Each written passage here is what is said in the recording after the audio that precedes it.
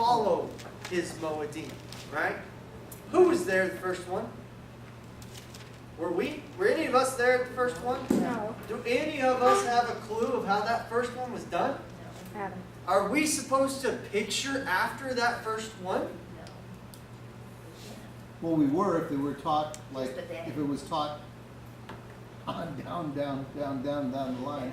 He gives us specific things to do on different ones, right? So what I'm trying to get to is this, is that we are to be observers of his Moedim, his times, but we can't get hung up on the fact that we know what they are. That makes sense? We don't know how to do them yet. What's frustrating is we don't even know what today's our time because this last Passover, Sure. there were like 3 or 4 different dates that were out there, so we were trying to keep all of them. Oh, I Because I know. didn't know which one was a real one. Well, New Moon, It was awful. New Moon was what? 4 days ago? 2 days ago. 3 days ago. when Here's the said- thing. When's the new moon? Yeah. When you see. Was it conjunction? Was it not conjunction? Was it after conjunction? I'm throwing it out, okay? I'm throwing it out. Here's the thing. We all have our own thoughts on it. What is important is that they're his, not ours. Right. When we get hung up and say, well, no, you're wrong. It was 2 days ago, not 4.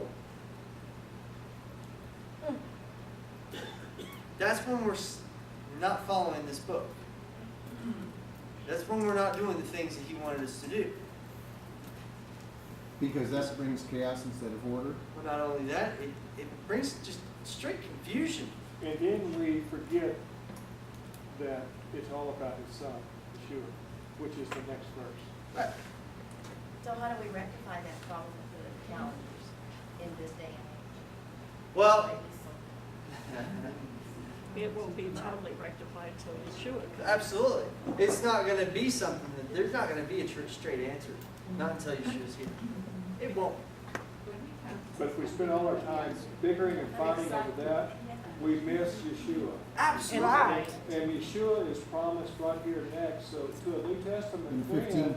to a person who goes, well, you know, the old is done away with. Well, let me take you to Deuteronomy and show you right here he's prophesied. 1850. Yep. Right. And Absolutely. then you're like, what? And then you go, well, you know, Yeshua proclaimed himself to his disciples in John. The prophet. Explaining that he is the fulfillment of this verse right here. Right. And they're like, really? Cool, In- show me. Torah. In Torah. In the Torah. So I think that's cool. That's very cool. I mean, that's once again, I go about things probably a lot differently than everybody else in this room. That's one of the greatest things, one of the greatest things I really enjoy about the fact that we get to really do a midrash. Okay, that is very unique. Y'all have to understand that. If you've been to other groups, not a lot of this happens. Okay, not true opinion gets to get thrown out. Some feathers get ruffled, but guess what? We're still brothers and we eat together afterwards. You know what? And that's what needs to happen. It needs to happen. It needs to happen.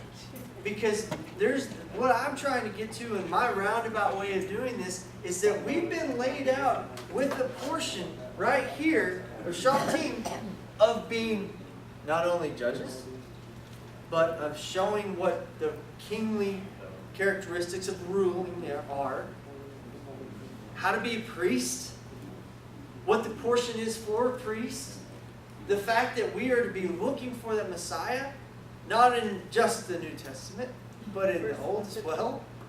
I mean, this portion's got so much in it. It's a smorgasbord of things, okay? I love it. But that's what I liked about it, is that we actually get to see our role going throughout this whole thing. Have you not seen yourself in each one of these little roles? Each one. When it lays out to be a king, is he doing that for just to know? Or is it so that we know that when Christ gets here, what our king's going to look like? Yeah, that's an excellent point, because as to how to identify a true Absolutely. king, he will adhere to all of these things. What's going to be reestablished as far as priests goes when he comes back? Time. The temple, The temple, the Levitical priesthood. It's going to be here again. And there, guess what? There's probably going to be a portion that needs to be going to them. I put that out because we got to see ourselves in this. You've got to place yourself in His Word. Don't just make your life or conform things to your life. You've got to start doing it the other way around. And that's what I see in this. It's awesome. All right. Cities of refuge for murderers. We've gone over the cities of refuge before. Anybody find anything interesting this time reading through this? 'Cause I found a couple of things, but open it up for somebody else. He didn't enlarge their territory. I'm sorry? He didn't enlarge their territory. Okay, good. Because they didn't love him.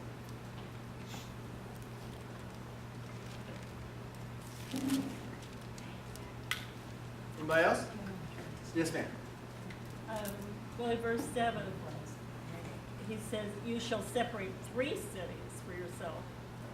And then down in verse 9, he says, well, in verse 7, it says, you shall separate 3 cities. And then in verse 9, when you observe this entire commandment to perform it, which I command you, to love Yahweh your God and to walk in all His ways all the years, then you shall add 3 more cities to these 3. So they didn't have 6 to start out with. Right. It was when they were doing what they were supposed to, then more cities were added. Which is interesting. If they're doing what they're supposed to, Then they we get need more. more cities of refuge. Right, because it's like the righteous get more righteous when the days are darker, as people disobey and become like the people around them, then they need more cities. But he's saying, when you do this, then you can add 3 more cities, because these things are gonna happen. Oh yeah, absolutely. And the Well, cities, All right, she's laying out the fact that verse 7. basically, verse 7 when it starts states that there's only 3 cities of refuge. Okay. Then in verse 9, if thou should keep all these commandments to do them, which I commanded you this day, to love the Lord your God and to walk in His ways, then shalt thou add 3 more cities for thee. And that's after the fact that God enlarges your borders because you're doing Yeah, what because- He's saying. Right. So then you need more. Right. And right now, He's addressing them on this side of the river, Right. and they only get 3 on that side of the river. Yeah. So it won't be until they cross over and begin to follow all His, basically by following all His things, he defeats all these armies, and there's more land. But I like that she also points out, though, that it's also in those dark times is when the real righteousness is being shown. Does that make sense? I like that. That's very, very cool. You mean before they're in the land?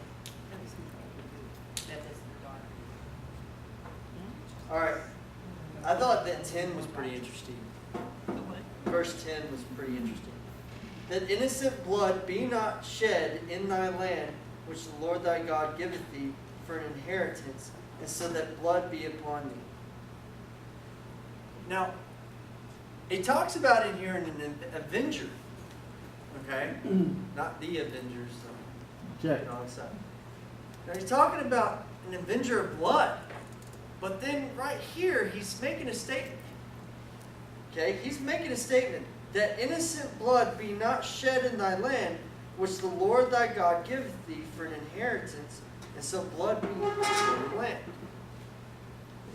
Because what happened if you didn't take off the minute something happened and got to a city of refuge? The relatives would get you. The relatives would get you. Would they be held accountable? Nope. No. No. They would not be held accountable. But would your blood have been innocent? Potentially. Depending. anybody. Not if you didn't. You hit somebody with your car. Right. On purpose, not innocent. Not on purpose because you can't see them, innocent. Right? Just, I'm making a point. There was times when it was like, you have a bull. Your bull kills somebody. Right. Right. Okay? You don't know that bull has ever done anything wrong before. You're innocent. Yet you're still held liable by the family. And they won't. Yeah, there's a difference between guilt and liability.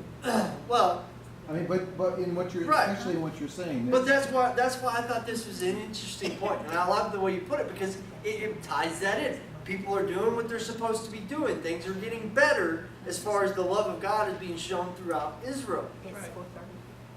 But then he's talking about here that innocent blood be not shed in thy land. It's right after he gives them 3 more cities. Because he knows that this is going to be not only an issue, Yeah. but it's that he does not want to spoil what? The land. The land.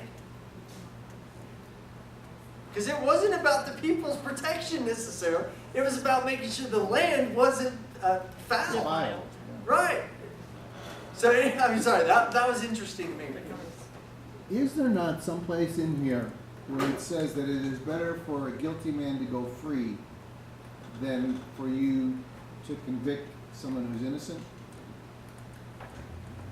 I mean, if you Not this will, portion. it's almost inherent, if you will, in our legal system that we would rather let somebody who's guilty go free than to convict somebody who's innocent. Well, in our legal system, they believe you let the guilty go free. Yeah. Right after Well, that that's what I'm part, saying. Yes. It's better to right let the after that guilty part, go it free talks than to about convict someone somebody who's who innocent. does kill somebody on purpose, who runs to flee to one of those cities, that they're to go in there and get him and hand him over. Oh yeah. So that is just for people who do an accident. Right, absolutely. And it's just talking about that blood of innocence. That's why there's a city of refuge. It's not for the murderers. Right. Right, no, it's not to protect the murderer. No, absolutely not at all. And I'm sorry, I had an opinion of that a couple of years ago. I kind of thought, I was like, well, you kill somebody, you get to go somewhere. You know, I was like, well, hey, a lot of people would like that nowadays. But it's not that way at all. This is actually just a protection for the land. That's it. This is the protection for the land. Yes, ma'am. Was an idea already set up way back with Cain? Because remember when Cain left and he was going to go to a city like that?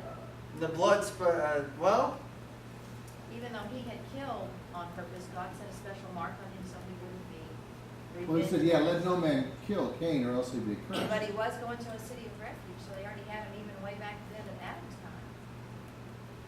Right? I don't know. Does it mention the city? Yeah, it says that was the first murder, wasn't it? Yeah. Yeah. And we know that it was the land that was We've cursed. always labeled it that. Right. We've always labeled it Well, but It he's. doesn't say their ages though. But here's the other thing. First original. Let's actually go back to what, when we look at this verse 10, what cried up from the ground? The blood, The blood. The what blood? The innocent blood. like Abel. Right. But it cried up from where? The Land. ground, the land. It was all about protection for the land. It was about don't defile my land. I'm sending you into my promised land. And guess what? You shall not be the reason for its destruction. That's it. He's laid that out in multiple And places. you're bringing that, I mean, that, isn't that, in fact, where he says when Cain killed Abel, it was the It is blood, the innocent blood that Blood. cried out from That's the right. land. That's right. From the land. Yeah. Well, and there's a little play on words in the, Hebrew, you have Adamah is land, and Dam is blood. So you get Adamah from the same word as Duh. blood. Nice. So, Nice. you know, Well, that life is in the what?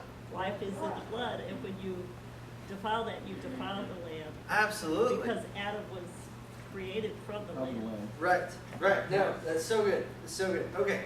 All right, let's move on. We're wrapping up here.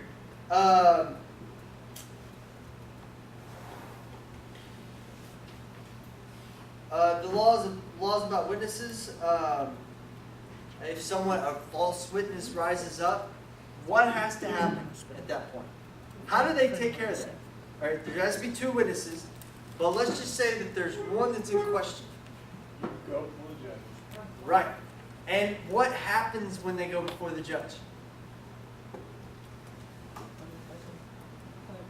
The blood, The his judge is making a accusers. decision. The judges make the decision. The diligent inquisition. Right. But they make the decision. And then if the decision is, if they find it to be false, then that, he has to get the punishment that was intended, that he wanted to put on Right. the other person. Absolutely. Right. So that's a complete role reversal. Or it's a, because today, and I'm not going to get into whole political stuff, but we look at today's justice system, or America's justice system. And America's justice, I'm sorry? Which originally was patterned upon that. Sure was. But yet the witnesses, how much happens to them? Nothing. How much? There's perjury, don't Oh, get me yeah, wrong, you can there's perjure yourself, absolutely. But witnesses are protected. And if you perjure yourself, is the ruling the same as what it would be for the other No, person? there's a different, But you're- Yes. Well, go ahead, let Jay say it. Go ahead. the opposing lawyer is going to try his best to take the witness and make his statement unaccountable Oh, sure. of that. That is his job to do, such as a judge, bringing this in front. Right. Which kind of brings me back just for grins and giggles here. The axe handle, the axe head that comes Right, off, right. they really need to sue the manufacturer of the axe. Exactly. So, all right. One second. This case right here, Uh-huh. everybody go to Zechariah 3:1-10. Here's a thought. See if y'all see this picture. You may not. If you don't see it, you don't see it. Zechariah what? 3, 3.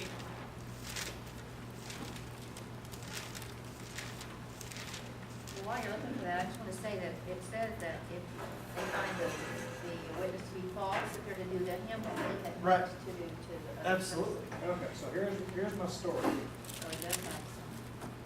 And it's gonna fall in line hopefully with what this says. You ready? Verse 3. Then he showed me Joshua.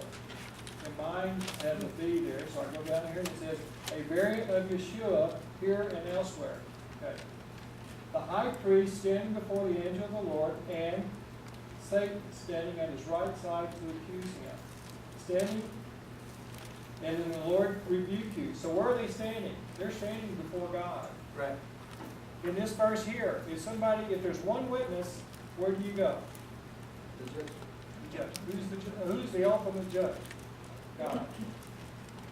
The Lord said to Satan, the Lord rebuke you, Satan. The Lord has chosen Jerusalem to rebuke you. Is not this man a burning stick snatched from the fire? Now Joshua was dressed in filthy clothes as he stood before the angel. The angel said to those who were standing before him, take off his filthy clothes. Then he said to Joshua, see, I have taken away your sin, and I will put rich garments on you. I find that interesting because there's 2 sticks in Scripture mentioned, right? And the one stick, who is divorced, isn't supposed to be never, how can you bring it back? But he says it's returned from the fire. Now, what did Satan want to happen? Wanted to nullify. He just wanted to nullify He them. wanted them to burn in the fire. Right. But in Revelation 20, who burns in the fire? Satan. So why does he burn in the fire? Because he stood before God and he accused, He's the false witness. he's the false false accuser. witness. False accuser. So he gets the crime that he intended for us. Yeah, Mhm. absolutely. Yeah. That's a great reality. It's awesome. Mhm. It's awesome. But it's also, That's true. yeah, I It's mean, word. but it points to, when he's talking actually about that, though, he's also pointing at Jerusalem, right? Yes. Which is where? In the land. It's all about that restoration of the land, because we know that when the false witness comes up against him, and he's accusing Joshua, right? When he's accusing him, what is he saying? What is he saying to God? Look at all these horrible things you've done, blah, blah, blah, blah, blah, blah, blah, blah. And God goes, all I see is his perfect blood that covers a multitude of sins. He's innocent. Bring him on in. Absolutely. Hold that boy. Yeah. I think that's part of the best part. That's right. I think that's part of the best part. Then he goes, you're a liar, kid. Out of here. Burn. True picture of grace. All right, let's go to laws about military service. Got one or two things to say about that, and then we'll kind of wrap it up and be done. The first one, I have a question, is what does it mean to dedicate your house? Say that again? What does it mean to dedicate your house? Yeah. I don't know. Anybody know? Yeah, I mean, I'm trying to figure out where we've ever covered dedicating your house. I've never gone through that. I mean, I know some tradition on that, but I don't know. Where in scripture it's ever talked about dedicating your house? Is that basically building your home? Right. I don't know, it's a good point, actually. Yeah. I don't know that it's ever spelled it out, but Well, that is. when we look at going into the land, Mhm. okay, we know that when they go into the land and they have a house that what? Had Sarat. Right. Got what? That has Sarat, that had the mildew and the mold. Oh, okay. Okay. Then what had to happen? They had to tear the wall apart. They had to take it all out, and then it was to be dedicated basically for that person. Right. So that's the only place that I can think of is when they were entering the land Now, what verse is that that took again? place. And I don't think it's building a house because it talks about we're gonna live in houses that are. That we didn't build, right? Well, and I mean, that's what I'm pointing at, is that it's more about The word, when we're in the land than it is for today's you application. know, it's interesting. The word is Hanak, and it's What verse are you? in 5, the Yeah. very last word there. Dedicated, the middle of it, although they use, it's the same as the last word. Well, what happened? Okay. Let's just read it first off. And the officer shall speak unto the people, saying, What man is there that hath built a new house, and hath not dedicated it? Let him go and return to his house, lest he die in the battle, and another man dedicate it. Now, it's interesting because that word Hanak, it says, a primitive root properly to narrow, figuratively to initiate or discipline, dedicate or train up. Yeah, It's weird. It usually means dedicate. That's where we got Hanukkah. Okay, okay. And it comes from Enoch. The Hanak. Hanak, okay. I got you. So, but there again though, this is talking about building a new house. This is, I don't know, this is gonna be, I don't wanna go too far off, but the root, Hanak, 26:14, says to be narrow, by implication to throttle, to choke oneself to death, or hang yourself, or strangle. Ooh. That's kinda, Well, we're strangling our flesh. That's what it's talking about. If you're totally dedicated to God, then you're putting to death your flesh. So it still just a follows. weird, but that's a weird, Well, you can see where they would In get all that. the verses together, there's something about it belonging to somebody. Okay, there's a that change got in- to use it, Right. bring it to, Absolutely. because it's talking about a Yeah. man who's There's in cool the age verses. Control. Thank Right. you. Anyway, there's something about that. Just- they say it's a Scripture root. says, but- that's for me and my house will serve the Lord. It's like the house is dedicated to the Lord's service. Right. That you use it and don't hold crazy Satan meetings, but you're holding meetings for the Lord, then you're going in and coming out, you're speaking and living out Torah and the Word, and your house is dedicated because you've been given. But What- in that case, house is family. Yes. Ooh, I don't think that's off though.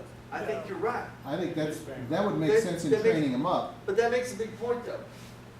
How do you dedicate your house? What goes on the doorpost? Yourself. Your- The The word, Mezuzah. the word of God. Word of God. You don't have to actually stick a mezuzah. You have to put the word of God. That's what it says to do. Write the word. Do what? Write the words in Apply your the words, doorpost, right. yeah, I mean, well, that's what Randy did, because we couldn't afford the mezuzahs.